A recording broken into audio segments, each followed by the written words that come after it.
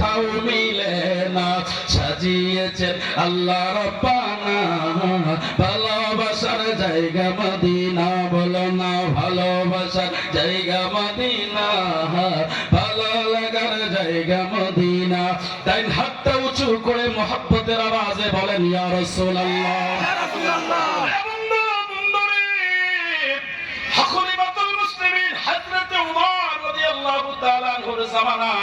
তিনি যখন খেলাফতের আসন গ্রহণ করলেন, তিনি যখন প্রেসিডেন্ট ছিলেন, এমন সময় তিনি রাতের বেলায় রাষ্ট্রের মানুষের খোঁজ খবর নিতে নিতে ছিল নবীর আদর্শ। জুড়ে বলেন সুবহানাল্লাহ।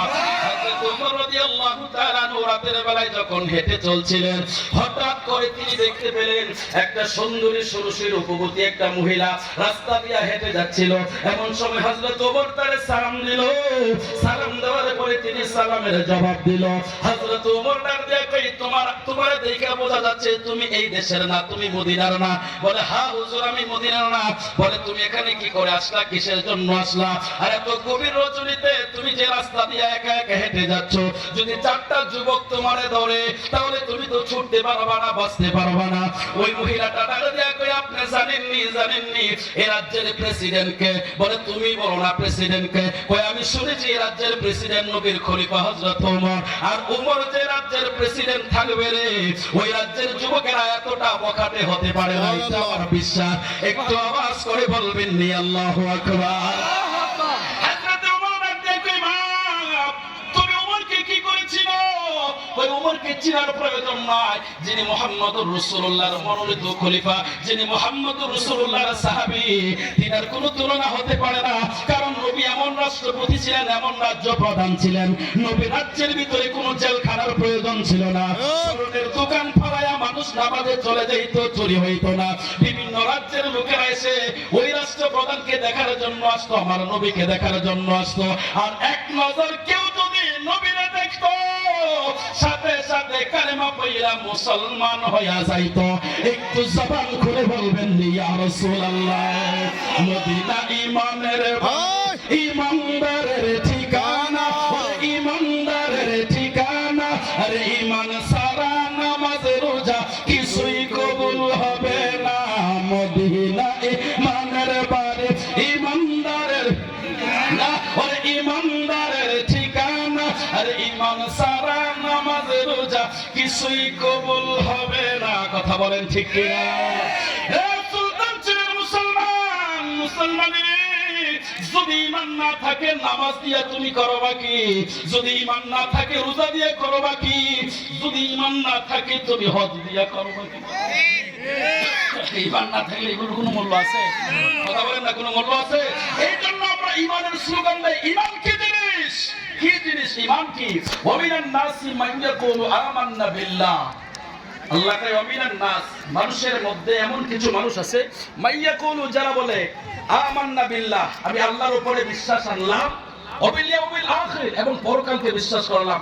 আল্লাহ কয় ওমা হুম বিমুমিনিন, যদি বলেন সুবহানাল্লাহ।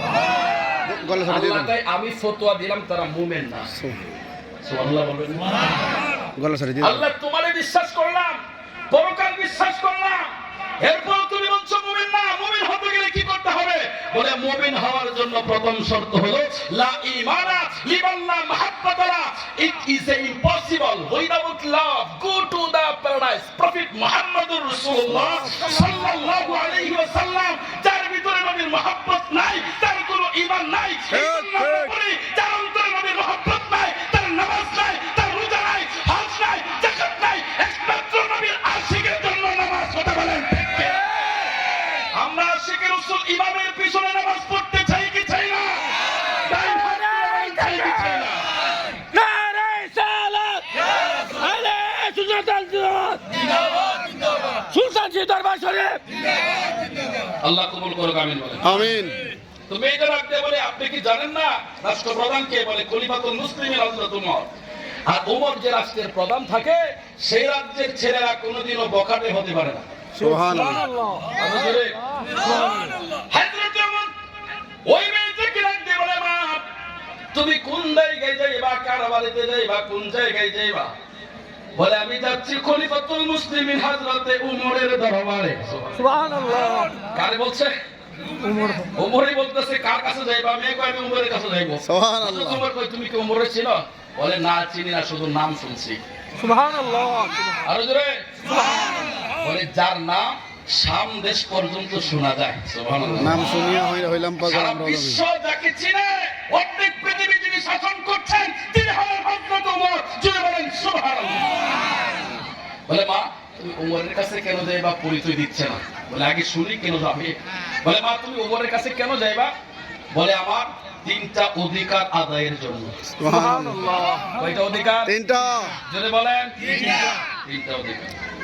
হযরত ওমর বলেন, হে আমার দেবী, 3টা অধিকার তোমার কি কি অধিকার একটু খুলে বলো। মেয়েটা কই দেখেন আমার বয়স হইল 18। একটা 18 বছরের মেয়ের জন্য তার প্রথম অধিকার হলো তাকে একটা বিবাহ দেওয়া। সুবহানাল্লাহ। ঠিক নেই? ঠিক। মেয়ে যখন উপযুক্ত হয় তাকে বিবাহ দেওয়া কি এটা তার ন্যায্য অধিকার। মা বাবা না দিলে রাষ্ট্রপ্রধান যিনি থাকবে তিনি ব্যবস্থা করবেন। হ্যাঁ ঠিক। এটা ছিল নবীর আদর্শ, নবীর দিন। জোরে বলেন সুবহানাল্লাহ। নবীর আদর্শ আর নবীর দিন যদি আজকে পৃথিবীর মধ্যে মানুষ ফলো করত তাহলে জেলা বিভাগ হতো না। কথা বলেন ঠিক কি না? কিন্তু নবীর দিন থেকে যারা যত দূরে সরে যাচ্ছে মানুষ তত বিপদ উপরে চাপছে। কথা বলেন ঠিক কিনা? এজন্য আসুন, এই জন্য ওয়াজ মাহফিল, এই জন্য ওয়াজ মাহফিল। দেখুন কোরআনের মধ্যে এই যে কোরআন, এখানে সারা বাংলাদেশের একজন ভালো বক্তা, আপনারা হয়তো উনাকে দেখবেন, নেটে দেখবেন, উনি বসে আছে, পাশে আলেমারা বসে আছে। এই কোরআনের ভিতরে আমি বলি, আপনারা তো সবাই জানেন 6666 আয়াত। এই 6666 আয়াতের ভিতরে মাত্র 500 আয়াতে বিধিবিধান। ঠিক। সুবহানাল্লাহ বলেন। কত আয়াতে? 500। বিধিবিধান মানে বুঝছেননি, মানে কোন কাজ হালাল, হুকুম কোনটা আহকাম, হারাম, কোনটা জায়েজ, কোনটা নাজায়েজ, শরিয়ত। এরকম বিধিবিধানের আয়াত শুধুমাত্র 500। তাহলে 6666 থেকে 500 গেলে আর কত লাগে? আরো 6166 আয়াতের মধ্যে কি আছে তাহলে? বাকি আয়াতে শুধু ওয়াজ। ওয়াজ। সুবহানাল্লাহ বলবেন না? আরো জোরে বলেন না। বাকি আয়াতে কি? ওয়াজ। আল্লাহকে যদি বলি আল্লাহ মাত্র 500 আয়াতে বিধিবিধান দিলেন, বাকি আয়াতে ওয়াজ কেন? আল্লাহকে এই জন্য মানুষের মধ্যে দুইটা পদার্থ, একটা হচ্ছে মানুষকে লোভ দেখাইলে আপনি সারা রাত বসায় রাখতে পারবেন। ঠিক ঠিক। হয় না? পারতেন না?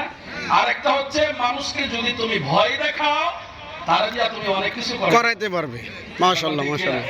এই জন্য আল্লাহ এই পদার্থ শুধু মানুষের মধ্যে দিয়েছে। এই জন্য আল্লাহ কয় এই মানুষগুলোরে যদি তুমি সৎ পথে আনতে চাও, ভালো পথে ওয়াজ লাগবে, ওয়াজ। কোনো বিকল্প নাই। সুবহানাল্লাহ বলেন। এই জন্য আপনাদের সাহেব হারুন মিয়া সাহেব তিনি এই ওয়াজের ব্যবস্থা করলেন। সুবহানাল্লাহ।